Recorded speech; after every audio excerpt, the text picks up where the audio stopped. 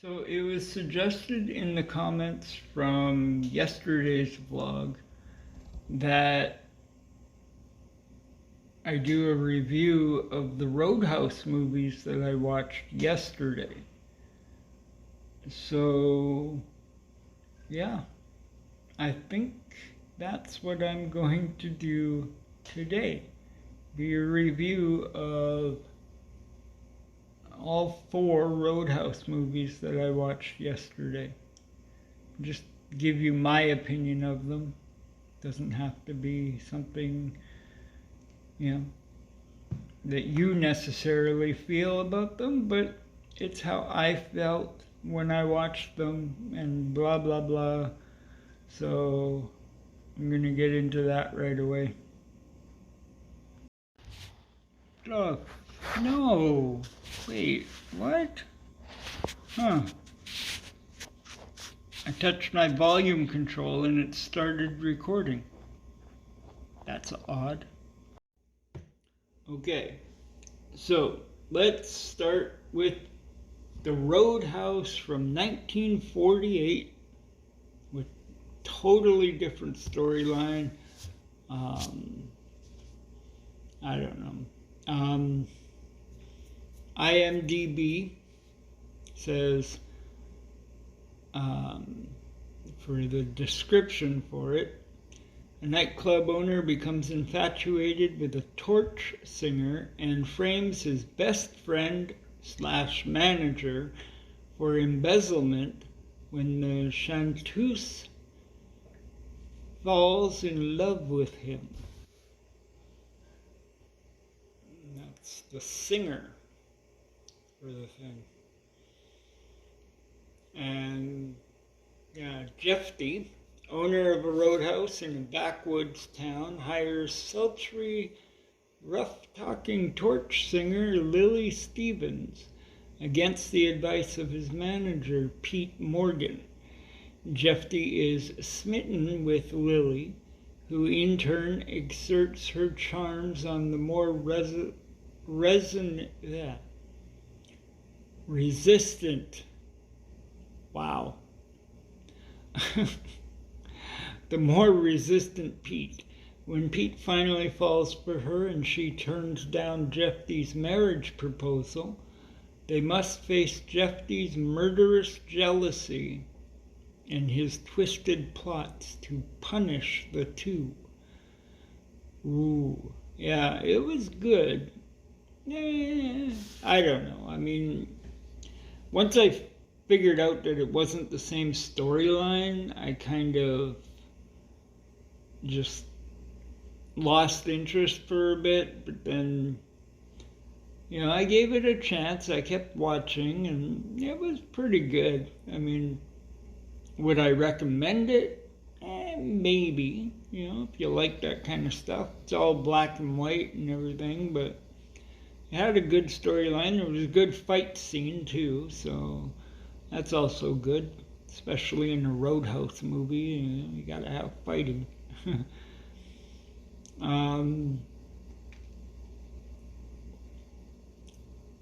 Yeah. So,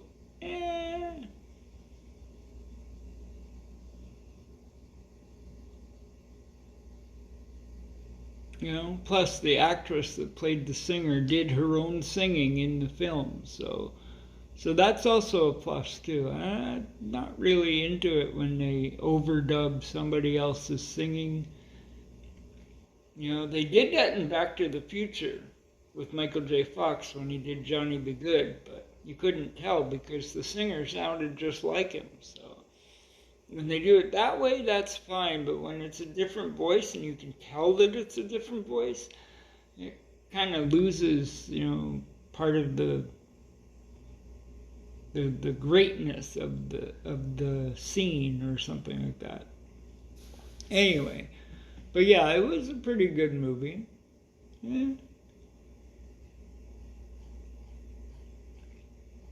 Yeah. And then the Roadhouse from 1989, the one that everybody knows with Patrick Swayze and everything. It says a bouncer hired to clean up the baddest honky-tonk in a Missouri town.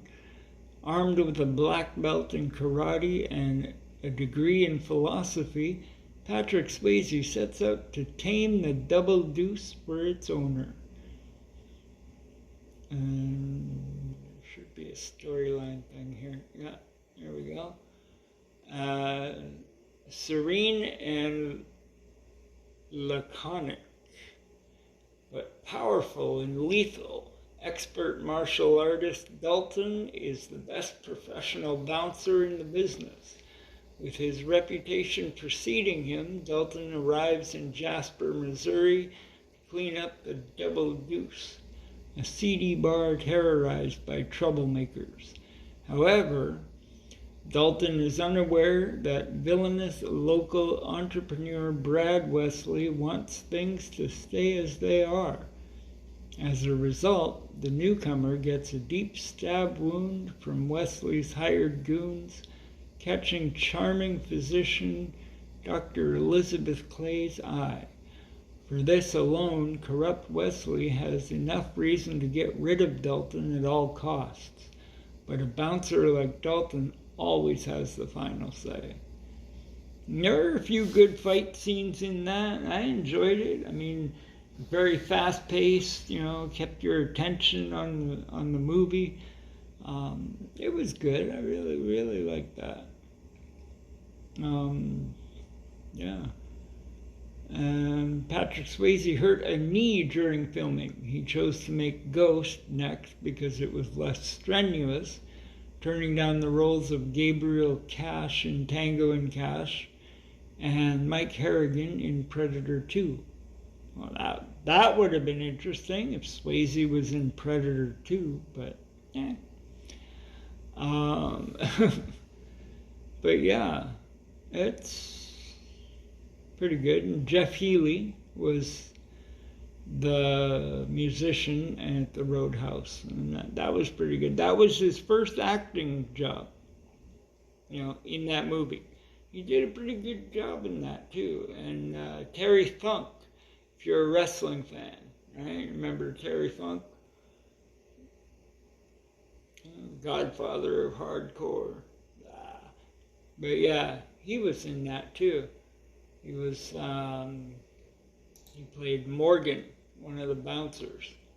It's the one that got fired as soon as Dalton showed up.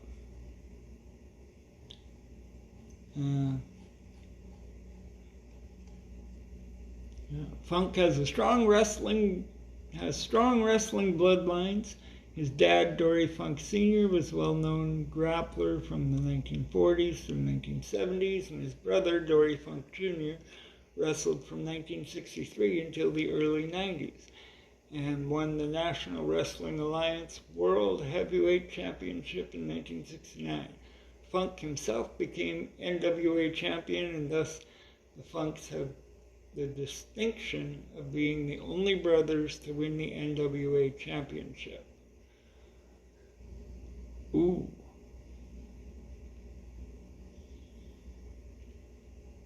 Oh, so that wasn't his only actor. Wait.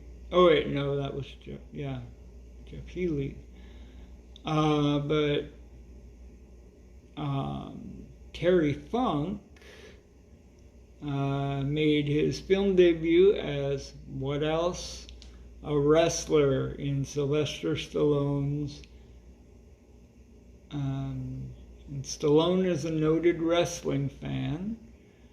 Sylvester Stallone's movie Paradise Alley in 1978. Funk then did a double duty as a pro wrestler and actor/stuntman. He was prominent in Patrick Swayze's movie Roadhouse. Not technically a great wrestler, Funk was more known for his brawling tactics and had some great feuds during his career with Handsome Harley Race, Nature Boy Ric Flair, The American Dream Dusty Rhodes, and others. After maintaining a low profile in wrestling, Funk resurfaced in the 90s in the new Extreme Championship Wrestling, ECW, and the World Wrestling Federation. this time in his new persona as Chainsaw Charlie. But yeah, I don't know. I mean, I thought that was cool. I totally forgot that Terry Funk was in that movie.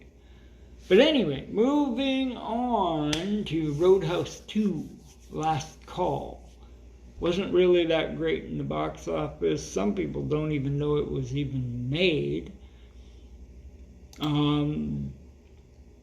But yeah, wow, it's got a big long thing here.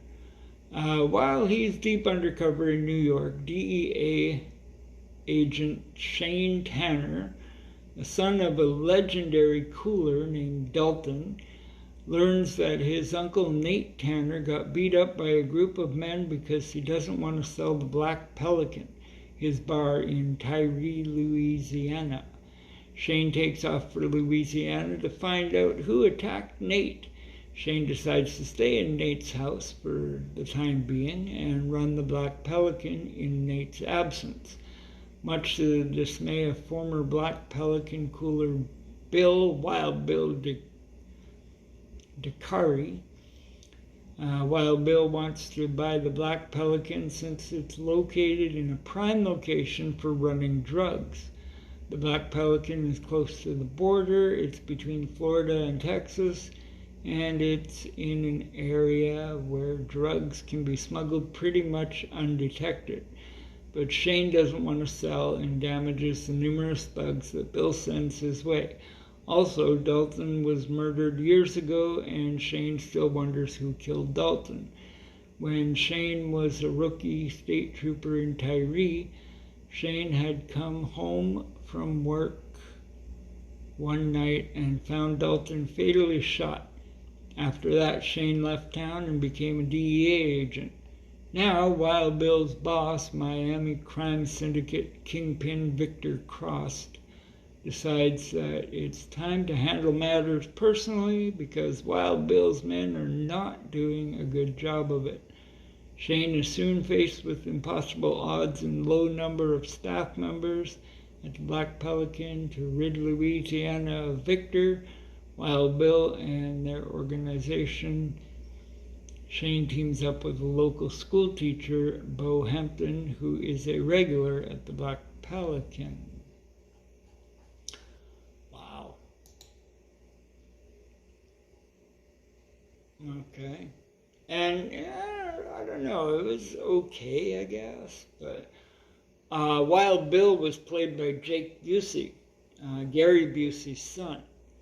Looks almost identical to him. It's like, wow. And watching it, not knowing that it's Jake Busey, you'd think it would be, you would think that it was Gary Busey because he looks so similar. It's like, wow. And other than that, there's not really that many people that are well known in that. Shane Tanner, the main character, was played by Jonathan Shetch.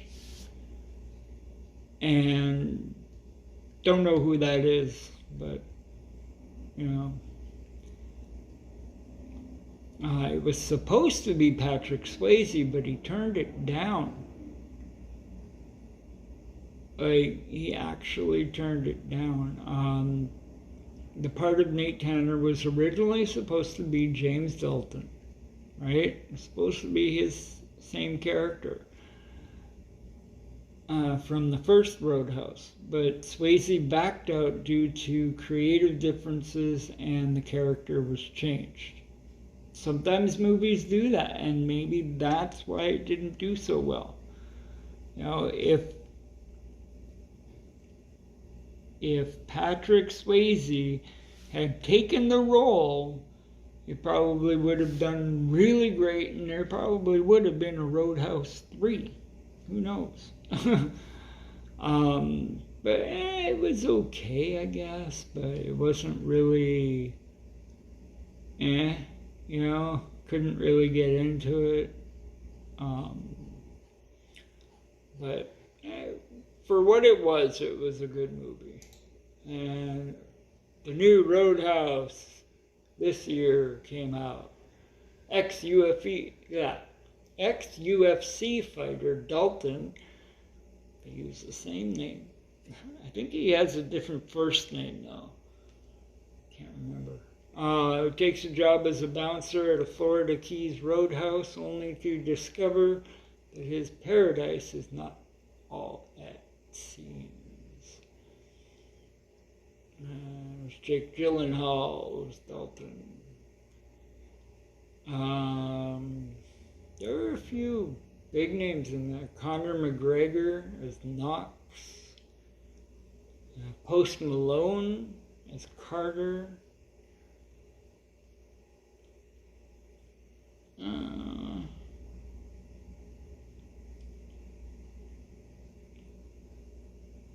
It was not the same at all. Then the storyline, Dalton is middleweight fighter who is going through bad times. A tragic encounter in the ring is traumatic for him and gives him suicidal thoughts. To make ends meet, he takes up the job of a bouncer at Roadhouse. However, things are not smooth for him since a local gangster boss wants to take over the property and keeps sending his goons to the Roadhouse to create problems. Dalton then fights them all with the help of his associates of Roadhouse. And the film, wow. The film was shot in the Dominican Republic, with the only shots actually in the Florida Keys being that of Fred the tree. Fred is an Australian pine, which is not local to the area and likely brought via bird droppings. What? That didn't even make any sense. It took root in the old abandoned bridge where it lacks soil and is exposed to the sun, salt water, and winds. Locals view it as a symbol of surviving and growing in adversity. After Hurricane Irma in 2017, locals were surprised to find it alive. Locals will even decorate it for the holidays. That's pretty cool. So there was a tree, Fred the tree. Look it up. Look it up. You know what? I'm going to look it up. Fred the tree.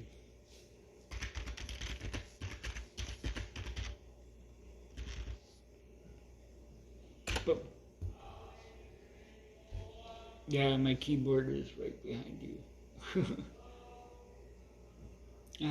Fred the Tree, Marathon, Florida. Story of Fred, Florida celebrity. Fred is an Australian pine tree, also known as a salt-sprayed casuarina. And no one really knows how Fred ended up on the bridge. So it's on a bridge. It's in the movie. But yeah. I mean, that was a good movie, but to me, it felt like a 2-hour ad for UFC. You know, because it kept going from the Roadhouse bar to the UFC octagon. And it just,